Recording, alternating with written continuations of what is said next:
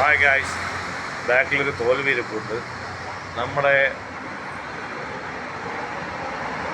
ജീവിതത്തിലെ ഏറ്റവും നല്ല പ്രതികാരം എന്ന് പറയുന്നത് ഇന്നസെൻ്റ് പറയുന്നത് പോലെ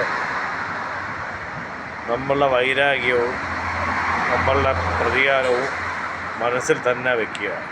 നമ്മളെന്തായാലും മറ്റുള്ളവർ വിഷമിപ്പിക്കാതിരിക്കുന്നവർ കുറവായിരിക്കും. നമ്മളെ ഒരുപാട് പേര് വിഷമിപ്പിച്ചിട്ടുണ്ടാവും.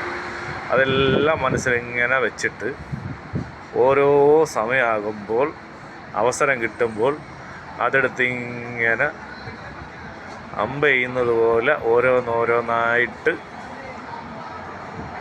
അങ്ങ് കൊടുക്കുമ്പോൾ കനത്തിനായിരിക്കും കൂടെ അങ്ങ് കൊടുക്കുന്നത്. ഇടിവെട്ട് തലയിൽ വീഴുന്നത് പോലെ പ്രതികാരം തിരിച്ചു കൊടുക്കണം. അല്ലാതെ ഒരിക്കലൊന്നും മറന്നു കളയില്ല.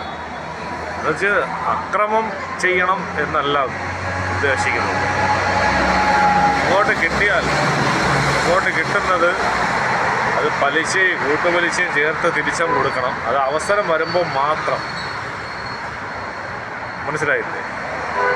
അന്നേരം അവർക്ക് കൃത്യമായി മനസ്സിലാവും യു ആർ ഡേഞ്ചർ. ഓക്കെ.